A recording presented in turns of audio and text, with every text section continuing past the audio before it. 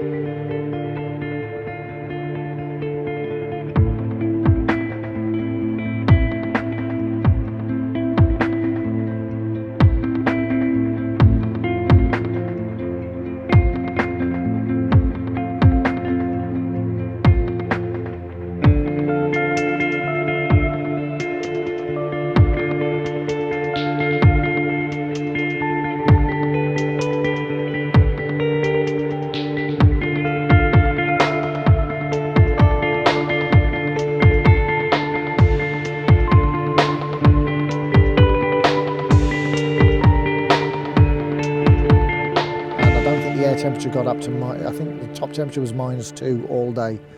It was Baltic, and we were on this very large inland sea, pretty much like this one.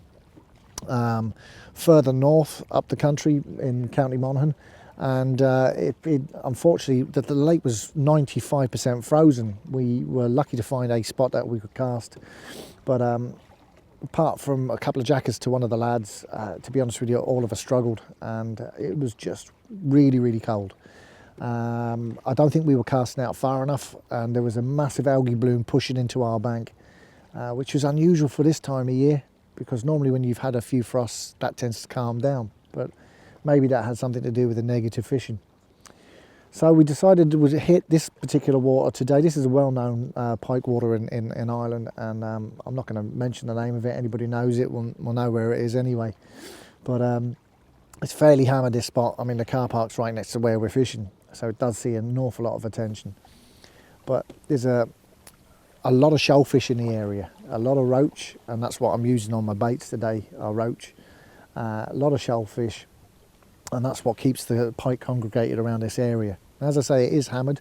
So what I decided to do, I decided today I'd bring up my little sort of inflatable and my electric engine, and I would drop the baits out. Now, I knew the forecast for today, the wind wasn't to be too strong. It's picked up a little bit this afternoon. It was a lot calmer this morning. And I've been dropping my baits out about 120 yards, which for me, I feel has given me an edge because you know, most people who fish here and the pike are very aware of it, all fish within casting range, and that's usually up to about 70 to 80 yards, give or take.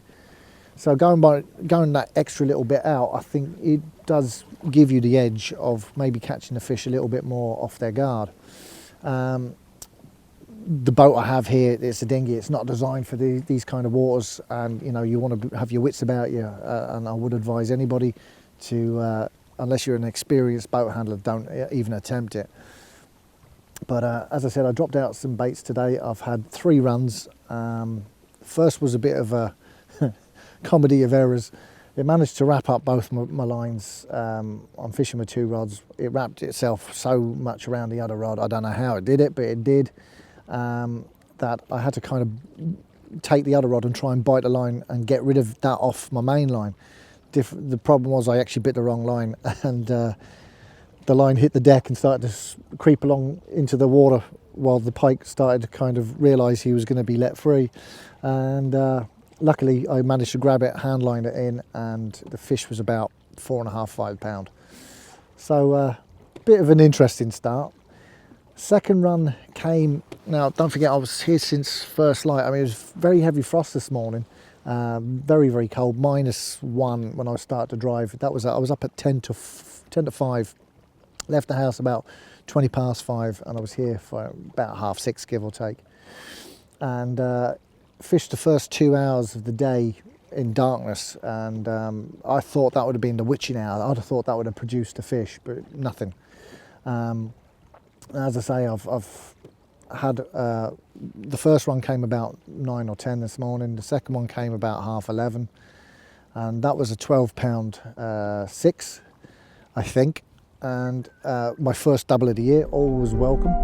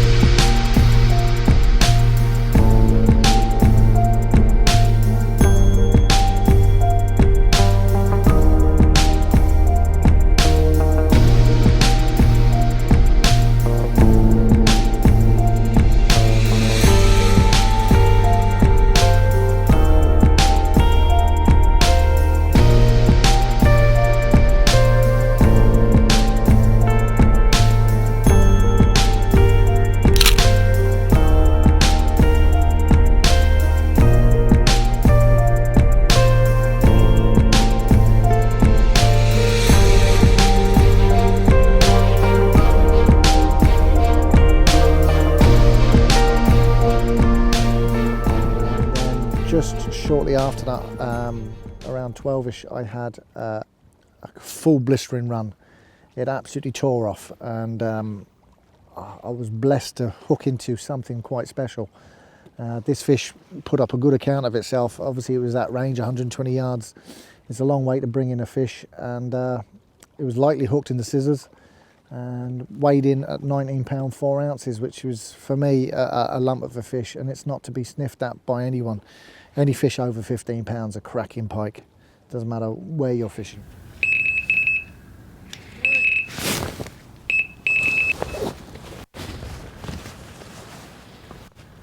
is a big fish.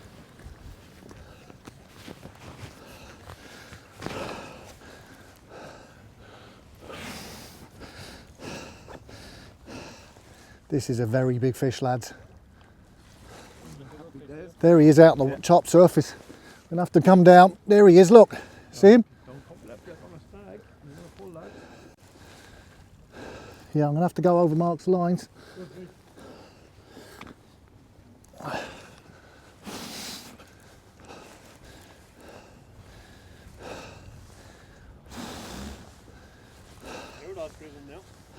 Yeah.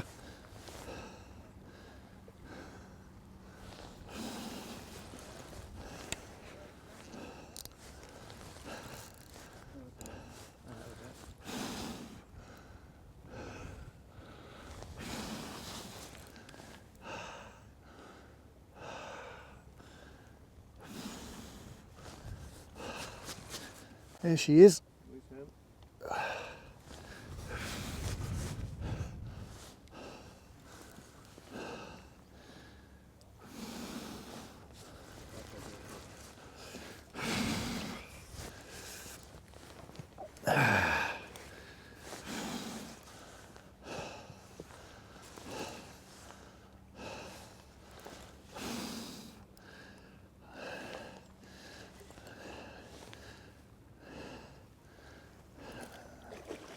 Oh no. Ah.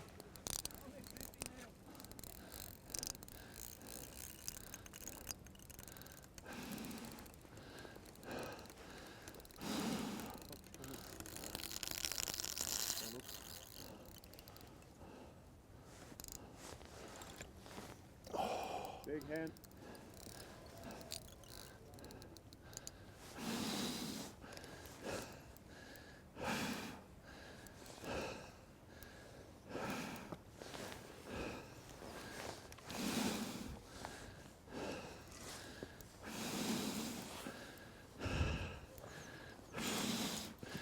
Stay there, Christy.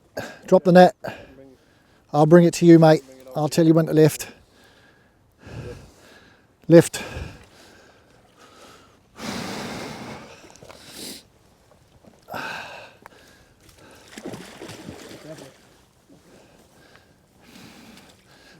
Don't bend it. Don't bend it. Put it down, put it down, put it down. Yeah. That's a big fish. Oh, that's a lump. Hold that. That's a fucking cracker fish. That is a starving fish.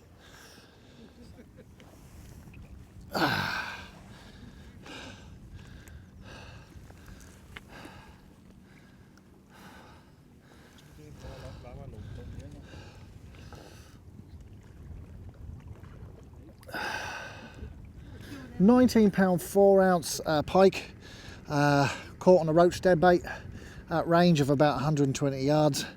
Absolutely stonking fish. Now I'm going to tell you how to cook these and fillet them. Not really. All pike should be returned to the lake, always. So for anybody who thinks that it's acceptable to kill these fish, it's not. These must be returned with care. These are absolutely gorgeous fish. He wanted to go back, didn't he? Yeah, that's correct. And you know, the thing is, we've got to respect them and we've got to return them. The biggest problem we have at the moment is we have a lot of people who think it's okay to kill pike and eat them. And unfortunately that tends to be falling on the heads of a lot of foreign nationals who now live within the realms of this country. And that's got to stop. Now, there's big inroads at the moment. There's massive Facebook sort of people getting together on Facebook and starting campaigns against people killing fish. It's called, you know, the whole idea catch and release. But it's really important that these fish go back and they are seen to go back, you know. If you want to eat fish, go to a fish shop and buy them. Don't be killing off our natural resource. You know, there's only a finite amount of fish, and if we all start plundering the stocks, there won't be anything left for future generations. So, as I said, that's really it for this particular video. Not much more to say. It's been an enjoyable day. I would show you traces and rigs and stuff, but piking is quite a basic style, and you know, you don't want to overcomplicate it with piking. I basically have a running rig. I have a 2-ounce lead because I'm fishing at range, and I have a 2-ounce lead on a run ring, so it's a real friction-free run ring, and basically a 14-inch trace, 2 small trebles, size 8s, extra strong hooks, and I'm fishing little roach deadbaits. It seems to be working for me, you know.